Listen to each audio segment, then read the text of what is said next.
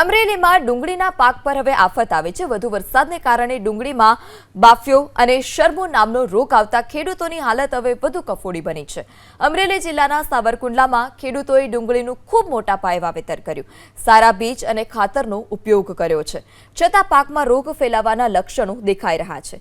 ખાસ કરીને પાન સુકાવાના લક્ષણો જે છે તે વધુ જોવા મળ્યા। જો સમયસર નિયંત્રણ ન થાય તો ડુંગળીના પાકમાં 50% સુધી નુકસાનીની શક્યતા છે।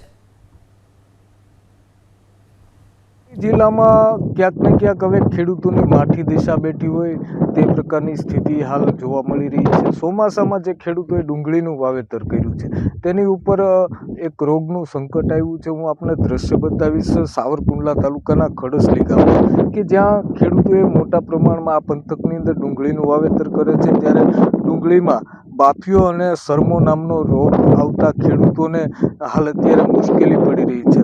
હું આપને જે દ્રશ્ય બતાવું છું તે જે ડુંગળીના જે પાન હોય છે તે ક્યાંક કરમાવા લાગતા હોય છે અને ત્યારબાદ જે ડુંગળી જે છે તેમાં તે ડુંગળી સુકાવા લાગતી હોય છે। 80 થી 85 90 રૂપિયા સુધીના હાલ અત્યારે જે ભાવ છે તેની સામે આ શોરમો રોગ અને બાફિયો આવતા ખેડૂતો અત્યારે મોંઘા ભાવની દવાઓનો છંટકાવ કરે છે, પરંતુ તે રોગનું નિયંત્રણ નથી આવતું। એટલે ચોમાસામાં સતત વરસાદી માહોલ વચ્ચે હાલ અત્યારે જે ડુંગળીનું વાવેતર છે જે ખેડૂતોએ કર્યું છે તેમાં ક્યાંક ને ક્યાંક હવે રોગનું પ્રમાણ વધ્યું છે ને તેના કારણે જ આ ખેડૂતો હાલ અત્યારે મુશ્કેલીમાં મુકાણા છે। હરેશ ખુમાણ, એબીપી અસ્મિતા, અમરેલી। મારે અત્યારે 3 થી 3.5 વીઘાની ડુંગળી વાવેલી છે, પણ એમાં અત્યારે શરમા નામનો રોગ આવેલો છે અને અત્યારે ખર્ચો બહુ ઝાઝો થઈ ગયો છે અને ભાવ એક જોતા 80-90 રૂપિયા થઈ ગયો છે।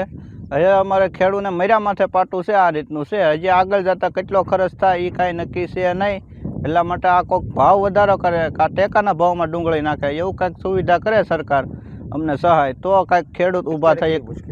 આ રોગ લગભગ તો આમ આપણે ડુંગળી વાવી ત્યારથી ક્યારેક આવતો હોય, જાતો હોય, આવતો હોય, એવું બધું થતું રહે છે। સતત વાતાવરણ ચેન્જ થવાથી ક્યારેક ગરમી હોય, ક્યારેક વરસાદી માહોલ હોય, વધારે અતિશય વરસાદ પડવાથી, બહુ ગરમી પડવાથી આ રોગ આવતો હોય છે। અત્યારે ડુંગળીમાં બાફિયો પાછો આવી ગયો છે, એટલે બાફિયાનું નિયંત્રણ દવાઓ તો બહુ નાખી, પણ છતાંય એનું કોઈ નિરાકરણ છે નહીં અને ડુંગળી થોડીક તકલીફમાં છે। અત્યારે હાલનો ભાવમાં પરિસ્થિતિ તમે જોતા હોય તો 80 થી 90 રૂપિયા છે, એની સામે અમારે વીઘામાં ખર્ચો 15 થી 20 હજારનો થતો હોય છે।